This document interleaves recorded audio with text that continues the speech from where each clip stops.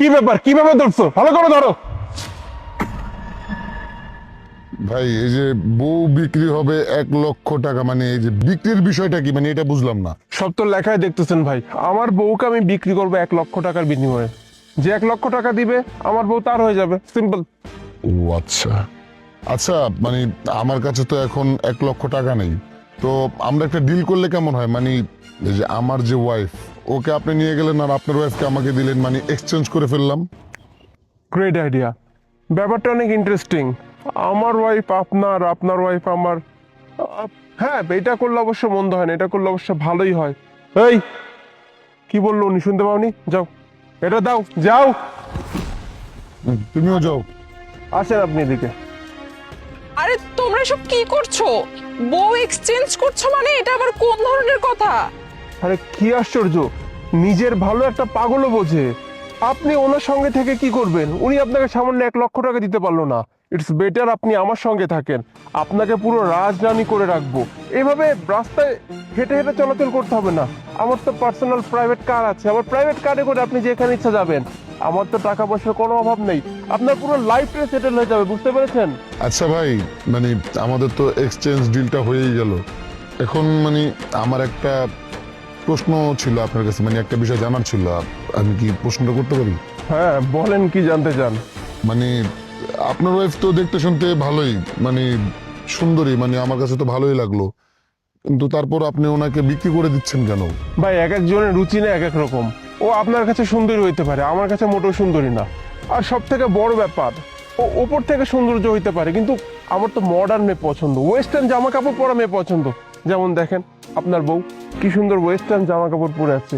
ওকে আমি এতবার অনুরোধ করছি যে ওয়েস্টার্ন জামা কাপড় পরো, কিন্তু না, উনি শাড়ি ছাড়া কিছু পরবে দিন না। শাড়ি আর খ্যাত মার্কা 3 পিস, এগুলো আমার ভালো লাগে না। হ্যাঁ, তাই তো বললাম, আমার বউ আপনাকে দিয়ে দিয়েছে, আপনার সঙ্গে ভালো ম্যাচ হয়েছে। আর এদিকে আপনার বউ কত সুন্দর টিপটপ কন্ডিশন।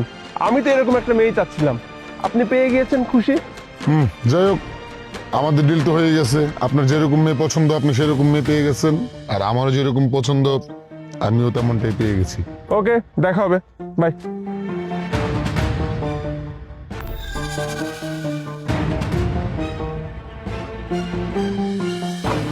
আরে চলো চলো। সাদাদের পেমেন্টটা করতে হবে। তুমি এক কাজ করো, তুমি হচ্ছে এই টাকাগুলো রাখো। কি ব্যাপার নদী, আমার মানি ব্যাগে আমি সকালে 10,000 টাকা রেখেছিলাম, টাকাগুলো কোথায়? ও আচ্ছা, ওই আমার কিছু জরুরি জিনিসপত্র দরকার ছিল তাই অনলাইনে অর্ডার করে দিয়েছি। এটা কোনো কাজ করছো তুমি? টাকাগুলো আমার ইম্পর্টেন্ট কাজের জন্য আমি রেখেছিলাম, তুমি টাকা নিয়েছো ভালো কথা, আমাকে জানাওনি। এখন তো মনে হচ্ছে আবার কার্ড থেকে টাকা তুলে। কি ব্যাপার, মানি ব্যাগে আমার কার্ডও নাই, কার্ড কোথায়?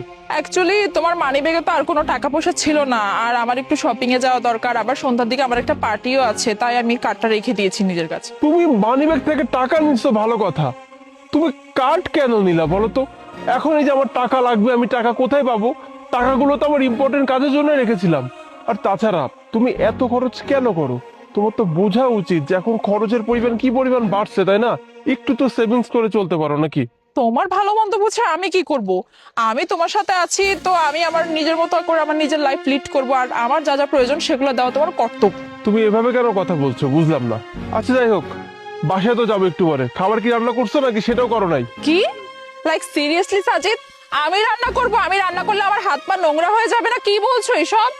বুঝলাম না, মানে তোমার হাত পা নোংরা হয়ে যাবে এই জন্য তুমি খাবার অর্ডার করবে না, আবার আমার মানি ব্যাগ থেকে আমাকে না জানিয়ে টাকাও নিচ্ছ, কার্ডও নিচ্ছ, খরচের উপর খরচ করে যাচ্ছ। আরে এখন তো দেখতেছি এর থেকে আমার মনেই ভালো ছিল, অ্যাটলিস্ট ও আমাকে বুঝতো, ভালোবাসতো, একটু টেক কেয়ার করতো। কিন্তু তুমি, তুমি তো আমার কোনো টেক কেয়ারও করো না, শুধু নিজের যত্ন করো। ও আচ্ছা, তাই না? এখন তাহলে আগের ওয়াইফের জন্য দরদ একদম তোমার উতলে পড়ছে। এখন আগের ওয়াইফ অনেক বেশি ভালো হয়ে গেছে, তো আমি কি তোমাকে বলেছিলাম যে আমাকে নিয়ে আসো? তুমি তো মডার্ন মেয়ে দেখে আমাকে নিয়ে আসছো। এখন মডার্ন মেয়ে যেহেতু নিয়ে আসছো, তো মডার্ন মেয়ের কি কি দরকার সেগুলো দেখা তো অবশ্যই তোমার দায়িত্ব, তাই না? তাহলে এখন কেন মুখ ফিরিয়ে নিচ্ছ তুমি? হ্যাঁ শুনো, তুমি আমার অফিসের সামনে কি করো? তুমি আজকে খাবার নিয়ে আসো না তো, এজন্য আমি তোমার জন্য খাবার নিয়ে আসছিলাম। তুমি খাবার কেন আনছো? আমি না তোমাকে বারবার নিষেধ করি খাবার আনতে। আচ্ছা, কি খাবার আনছো আজকে? ভেন্ডি রান্না করে আনছি। আজকেও সেই ভেন্ডি? মানে আমি না বুঝি না তোমার সমস্যা কি। এই বাংলা খাবার প্রত্যেকটা দিন খেতে কার ভাল লাগে বলো? আমার অফিসে সবাই যেখানে চাইনিজ জাপানিজ খাবার খায়, তুমি সেখানে আমাকে বাংলা খাবার খাওয়াও। আসলে তোমার দোষ দিয়ে বা লাভ কি? যেমন তোমার চেহারা, যেমন তোমার অঙ্গভঙ্গি, তেমন তোমার খাবার। এই জন্য তোমাকে আমার দেখতে ইচ্ছা করে না। তুমি এরকম করে কেন কথা বলতেছো বলো তো? আর ভেন্ডি তো শরীরের জন্য অনেক উপকার, অনেক হেলদি একটা খাবার, আর ডাক্তার তোমাকে হেলদি খাবার খাইতে বলছে। এর জন্য তো আমি তোমার জন্য ভেন্ডি রান্না করে নিয়ে আসছি।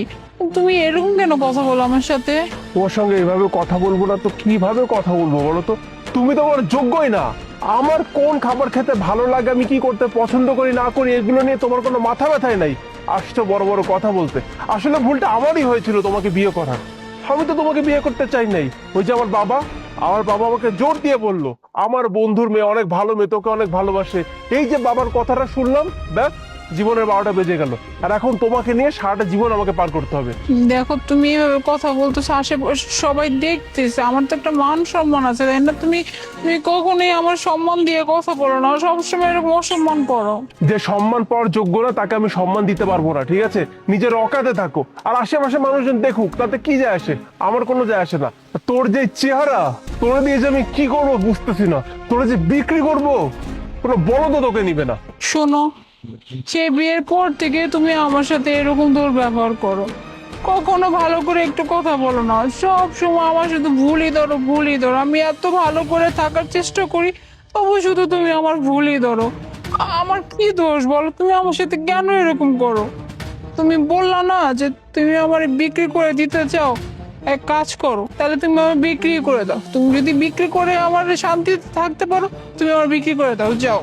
ঠিক আছে, আমি তোকে বিক্রি করব, কিন্তু তোর এই ভুল ধারণা আমি তোকে ভাগাই দিব। দেখিস, তুই অনেক জোর গলায় বলতেছিস না আমি তোকে বিক্রি করতে পারবো। দেখবি কোন রাস্তার বলদও তোকে নিবে না। আয়। তোমার কাছে যদি এখন তোমার আগের ওয়াইফকে অনেক বেশি ভালো লেগে যায়, তার জন্য এখন দরদ উতলে পড়ে, তাহলে যাও, তাকে ফিরিয়ে নিয়ে এসো। আমি কি তোমাকে আটকে রেখেছি যে বলেছি যে সাজিদ আমার কাছে থেকে যাও, আমার কাছে থেকে যাও? আমি তো তোমাকে ধরে রাখিনি, তাই না? যাও, তার কাছেই যাও। ঠিকই বলেছো, আমি যাচ্ছি মোনাকে ফিরিয়ে আনতে। আচ্ছা, তোর সাহস কি করে হলো আমার বউয়ের হাত ধরা? এই, তোর সাহস কি করে হলো যে আমার বরের সামনে এসে আমার গায়ে হাত দেওয়ার? আমার এত বড় সাহস আমি পাইছি কোথায়? মানে তুই আমার বউকে ধরে নিয়ে যাচ্ছিলি? তুই জানিস না আমার বউ, ওকে আমি এখনো ভালোবাসি, ওকে আমি নেওয়ার জন্য এসেছি। তুই ওর লাইফ থেকে সরে যা ভাই। এই, মানে কি বললি তুই? আমি বুঝতেছি না। মানে তোর সাথে তো আমার কিছুদিন আগেই ডিল হইলো, আমার ওয়াইফকে তুই নিয়ে গেলি আর তোর ওয়াইফকে আমি নিয়ে আসলাম। তুই এখন এসে বলতেছিস আবার যে মানে তোর ওয়াইফকে তুই ফিরিয়ে নিয়ে যাবি? মানে কি তোর মাথা ঠিক আছে? আচ্ছা ঠিক আছে, তোকে আমি একটা সুযোগ দিব। যদি ও নিজে থেকে তোর সাথে যেতে চায়, তুই জিজ্ঞেস কর ও তোর সাথে যাবে কিনা, জিজ্ঞেস কর। কেন যাবে না? অবশ্যই যাবে। ও আমার বউ, আমি জানি ও যাবে। মোনা, মোনা, আমি মাপ চাচ্ছি মোনা তোমার কাছে। আমি মানতেছি আমি তোমার সঙ্গে যা করছি অনেক অন্যায় করছি মোনা, কিন্তু বিশ্বাস করো আমি তোমাকে এখনো মন থেকে অনেক বেশি ভালোবাসি। তুমি আমার লাইফ থেকে চলে আসার পর আমি বুঝেছি যে আমার লাইফে তুমি কতটা জায়গা জুড়ে ছিলে। আমি তোমাকে ছাড়া এক মুহূর্ত ভালো নেই। ওই যে ওর ওয়াইফ নদী, ও আসলে আমার যোগ্য না। ও আসলে আমার যোগ্য না। তুমি যতটা আমার খেয়াল যত্ন রাখতে, এরকম পৃথিবীর কোনো মেয়ে রাখতে পারবে না। মনে আমি তোমার কাছে মাপ চাচ্ছি, প্রয়োজন আমি তোমার পায়ে হাত দিয়েও মাপ চাইবো। তুমি প্লিজ ওকে বলো তুমি আমার সঙ্গে যাবে, তুমি ওকে বলো। মাফ চাইতেছো? ভালোবাসো আমাকে? এই ভালোবাসা ওই দিন কই ছিল? হ্যাঁ, যেদিন তুমি রাস্তার মাঝখানে আমাকে বিক্রি করার জন্য দাঁড় করাইছিল 1,00,000 টাকার বিনিময়ে, তখন কই ছিল এই ভালোবাসা? আর এখন অমনি চলে আসছো আমার কাছে মাফ চাইতে? হ্যাঁ, আমাকে বলতেছো তুমি আমাকে ভালোবাসো? তুমি তো আমাকে ভালোবাসো না। হ্যাঁ, তুমি তো আমাকে ভালোবাসো না বলে তোমাকে বিক্রি করে দিছিল, তাই না? নিজের লাইফটা সেটেল করে নিছিল। তুমি যেরকম লাইফ চাইছিলে আমি তো দিয়েছিলাম তোমাকে সেই লাইফ। তুমি একটা মডার্ন বউ চাইছিলা, ফ্যাশনেবল সেন্স যার ভালো, ওরকম বউ চাইছিলা। কই, আমাকে তো বিক্রি করে এক্সচেঞ্জ করে তো নিয়ে গেছিলা। তো তুমি তো তোমার লাইফ লিড করতেছো সুন্দর মতো, আমি তো তোমার জীবনটাকে গুছাই দিছি, তোমার জীবন থেকে আমি সরে আসছি। তাহলে আজকে কেন আসছো? আজকে কেন এসে আমার কাছে মাফ চাইতেছো আর বলতেছো তুমি আমাকে ভালোবাসো? হ্যাঁ, মোনা বিশ্বাস কর আমি সত্যি ভালো নাই। আমি তো বলতেছি আমি যে অন্যায় করছি তোমার সঙ্গে তার কোনো ক্ষমা হয় না, কিন্তু মানুষকে তো একটা সুযোগ দেওয়া উচিত, তাই না? আমি তোমাকে হারানোর পর বুঝেছি যে তুমি আমার লাইফে কি ছিলা। ও যে মানুষ বলে না দাঁত থাকতে মানুষ দাঁতের মর্ম বোঝে না, আমি সেটা বুঝেছি। আমি সত্যি ভালো নাই মুনা, তুমি প্লিজ এইভাবে বলো না। আমি ওর সঙ্গে তোমাকে সহ্য করতে পারছি না, বিশ্বাস করো আমার ভিতরটা ফেটে যাচ্ছে কষ্টে। আমাকে মাফ করে দাও, তুমি চলো আমার সঙ্গে। সাজিদ, একটা সময় আমি তোমার কাছে ভালোবাসার জন্য ভিক্ষা চাইতাম, অথচ আজকে দেখো তুমি আমার কাছে আসছো শুধুমাত্র মাফ চাওয়ার জন্য ভিক্ষা চাইতে। দেখতে পাইতেছো? হ্যাঁ, দুনিয়াটা কিরকম, মানুষের জীবন কিভাবে ঘুরে যেতে পারে। একটা সময় আমি তোমার কাছে শুধু সম্মান চাইতাম, ভালোবাসা চাইতাম, কিন্তু তুমি আমাকে সব কিছু দিতা না। কিন্তু আজকে যখন তুমি নিজে রিয়ালাইজ করতে পারছো যে আসলে আমার কাছে যা ছিল আমি সেটা হারায় আমি এখন কি পাইছি, আমার কেউ ভালোবাসে না, আমার দেখাশোনা করে না, খেয়াল রাখে না, এখন মনে পড়ছে তোমার আমার কথা, তাই তো? যাই হোক, আমি তোমাকে মাফ করতে পারবো না। মুনা, একটা বার আমাকে মাফ করো। আল্লাহর কাছে যদি এতবার মানুষ মাফ চায়, আল্লাহ মাফ করে দেয়। মুনা, আমি ভিক্ষা যাচ্ছি তোমার কাছে, বিশ্বাস করো আমি কোনোদিন তোমার সঙ্গে খারাপ ব্যবহার করবো না, প্লিজ চলো না। মাফ চাইতেছো তো? আমি তোমাকে মাফ করতে পারি, তবে একটা শর্ত আছে। আর শর্তটা হচ্ছে, আমি যদি তোমার সাথে ফিরে যাই বা তুমি যদি আজকে আমাকে নিয়ে যেতে চাও, তাহলে আমি যেভাবে থাকবো সেভাবে কিন্তু আমাকে তোমার কাছে রাখতে হবে। আমি আমি নিজের মতো করে বাঁচতে চাই, আমি তোমার কাছে সম্মান চাই, ভালোবাসা চাই, যেটা তোমাকে আমার দিতে হবে। আর একটা কথা, আমি নিজে উপার্জন করতে চাই, আমি নিজে কিছু করতে চাই, নিজে পায়ে নিজে দাঁড়াতে চাই। কেন জানো? যাতে করে ইন ফিউচার আবার এমন কোনো সিচুয়েশন না আসে যে আমাকে তোমার বিক্রি করতে, যাতে করে আমি তোমাকে ছেড়ে দিতে পারি। ও আর একটা কথা তোমার জেনে রাখা ভালো, শাহাদাত ও আমার হাজবেন্ড না। আর তোমার সাথে যে স্ত্রী হয়ে তোমার কাছে গেছে না, ও আমার ফ্রেন্ড, ও আমার ফ্রেন্ড। আসলে পুরো ব্যাপারটা না আমার একটা প্ল্যান ছিল। কেন জানো? শুধুমাত্র তোমাকে এইটা বোঝানোর জন্য যে মানুষের বাহ্যিক সৌন্দর্যই না একটা মানুষের সবকিছু হয় না। একটা মানুষকে বুঝতে হলে না মানুষ কিরকম হয় তাতে বুঝতে হয়। আর যেটা আমি বোঝাতে চেয়েছিলাম বা আমরা বোঝাতে চেয়েছিলাম সেটা তুমি বুঝে গেছো। আর ওই যে বললাম না, আমার শর্তে যদি তুমি মানতে পারো তবেই আমি তোমার সাথে যাব, তা না হলে আমি তোমার সাথে যাব না। তুমি তুমি যা করছো আলহামদুলিল্লাহ অনেক ভালো করছো, আমাকে উচিত শিক্ষা দিচ্ছ, বিশ্বাস করো। আর তুমি শর্তের কথা বলতেছো তো, আজকের পর থেকে তুমি আমাকে যেই শর্ত দিবা, তুমি উঠতে বললে আমি উঠবো, তুমি যদি বসতে বলো আমি বসবো। বিশ্বাস করো আমি তোমার কথা ছাড়া এক পাও বাইরে যাবো না। কিন্তু প্লিজ তাও তুমি আমার সঙ্গে চলো, আমি ভালো হয়ে যাব, বিশ্বাস করো। শোনো ভাই, যেহেতু তোমার ওয়াইফ তোমার সাথে যেতে রাজি হয়েছে, মানে তুমি জীবন আরেকটা সুযোগ পেলে, আমি আশা করবো এই সুযোগটা তুমি কখনো হাতছাড়া করবে না। আর এই সুযোগটাকে তুমি প্রপারলি কাজে লাগাবে, মানে তোমার ওয়াইফ যেভাবে বলে সেভাবে শুনবে। ঠিক আছে, তোমরা যাও, ভালো থাকো।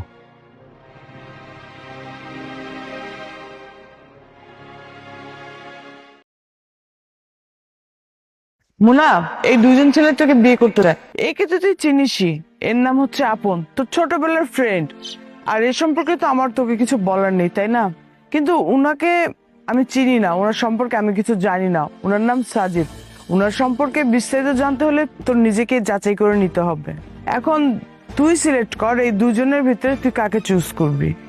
ও আচ্ছা, তাহলে এই দুজন ছেলে থেকে যে কোনো একজনকে আমার বিয়ে করতে হবে, তাই তো?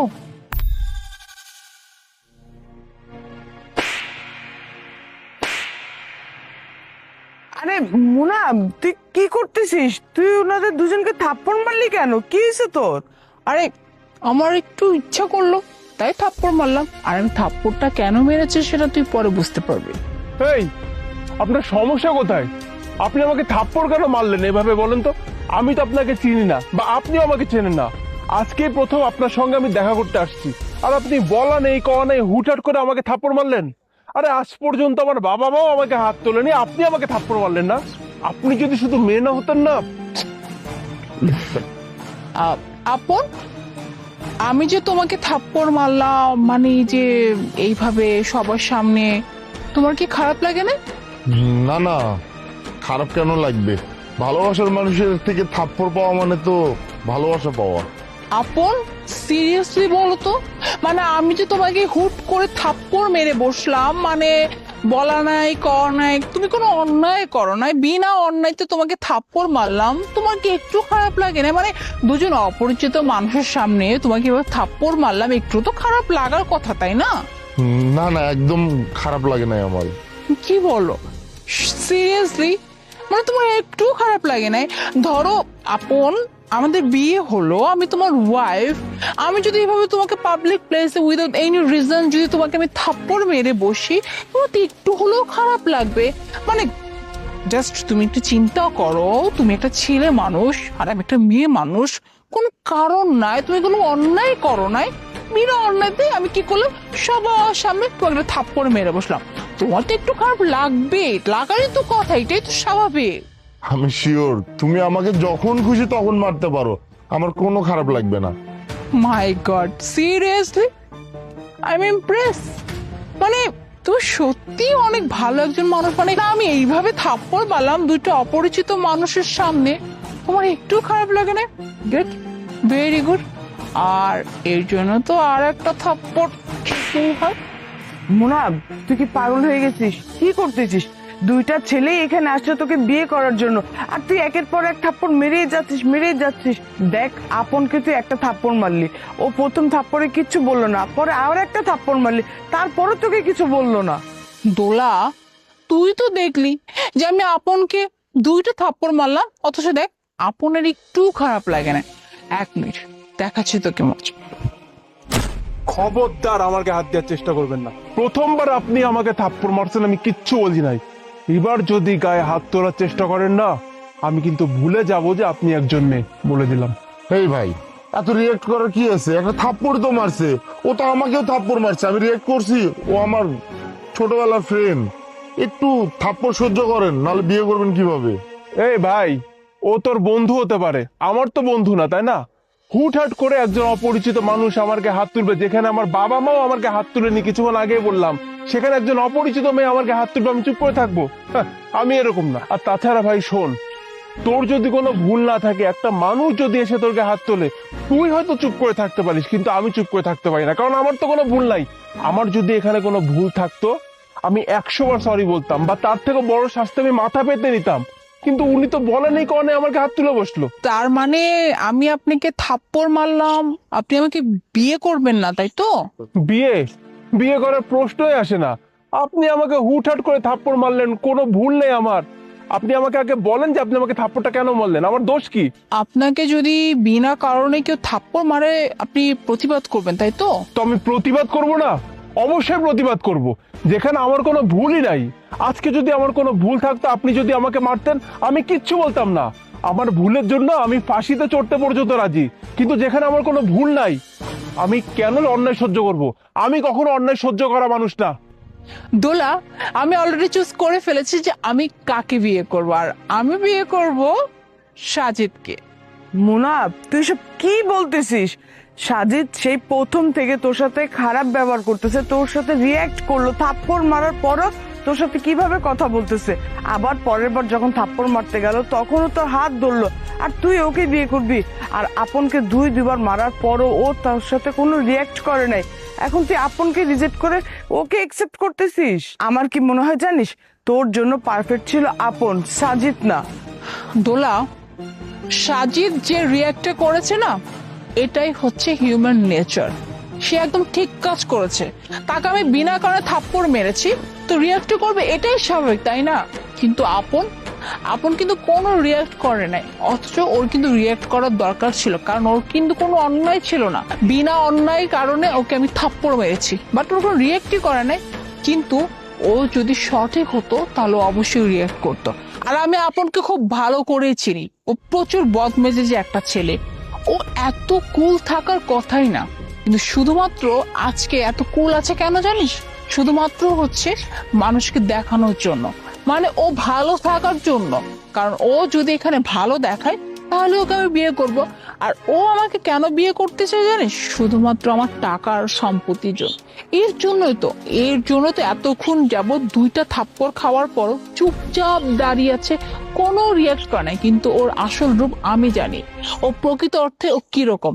কিন্তু মিস্টার সাজিদ যেটা করেছে একদম ঠিক কাজই করেছে, কারণ তাকে কেউ বিনা কারণে থাপ্পড় মারবে আর সে তো চুপচাপ এটা সহ্য করবে না, তাই না? আর আমি এর জন্যই সাজিদকে বিয়ে করব। এই তুই কি পাইছিস? হ্যাঁ, তোর জন্য আমি এতগুলো থাপ্পড় খাইলাম যে তোকে বিয়ে করবো, আর তুই কি না ওরে বিয়ে করবি? আমি চাইছিলাম তোরে ভালো সেজে বিয়ে করে তোর সম্পত্তিগুলো আত্মসাৎ করব, কিন্তু তুই নাকি ওরে বিয়ে করবি। তোরে তো আমি এই, খবরদার ওর গায়ে হাত দেওয়ার চেষ্টা করবি না। ও একটা মেয়ে মানুষ, একটা মেয়ে মানুষের গায়ে তুই হাত দিতে যাস, তাই না? আর ও তো এখন আমার ওয়াইফ হয়নি। ও যদি এখন আমার ওয়াইফ হতো না, তাহলে এত করে তুই আমার সামনে না দাঁড়ায় থাকতে পারতি না, বুঝতে পেরেছিস? ন্যূনতম লজ্জা থাকা উচিত তোর। তোকে আমি জাস্ট 2 মিনিট সময় দিচ্ছি, চুপচাপ এখান থেকে চলে যা, না হলে কিন্তু তোর অবস্থা অনেক খারাপ করবো বলে দিলাম। যা। তুই আমার থাপ্পড় মারছিস না, তোরে তো আমি দেখে নিব বলে দিলাম। দেখলি তো দোলা, হ্যাঁ, আজকে যদি আপন আমাকে থাপ্পড় মেরেও বসতো, আমি কিছুই করতে পারতাম না।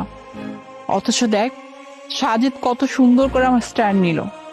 আসলে সাজিদ যে কাজটা করছে ঠিক কাজই করেছে, আর আমি আমার লাইফ পার্টনার চুজ করতে কোনো ভুল করিনি, একজন পারফেক্ট মানুষকে চুজ করেছি। আর সাজিদ, অ্যাকচুয়ালি আমি আপনাকে থাপ্পড় মেরেছি কেন বা কি কারণে, এটা তো আপনি বুঝতেই পারলেন, তাই না? যাই হোক, আই এম সরি। না, ইটস ওকে। তবে বিয়ের পরে কিন্তু আমি আবার থাপ্পড় খেতে পারবো না। না না না, বিয়ের পরে থাপ্পড় খেতে হবে না। আর দোলা, বাবাকে গিয়ে বলে দিস যে আমি বিয়ের জন্য সাজিদকে চুজ করেছি। ঠিক আছে মোনা, তুই তোর লাইফ পার্টনার তো চুজ করেই ফেললি, তাহলে তোরা গল্প কর, এখন আমি আসি। তাহলে এক কাজ করি, আমরা একটু ঘুরতে বের হই, কারণ আমাদের মাঝে কথাবার্তা দরকার, আন্ডারস্ট্যান্ডিং এর দরকার, একে অপরকে বোঝা দরকার, তাই না? চলো।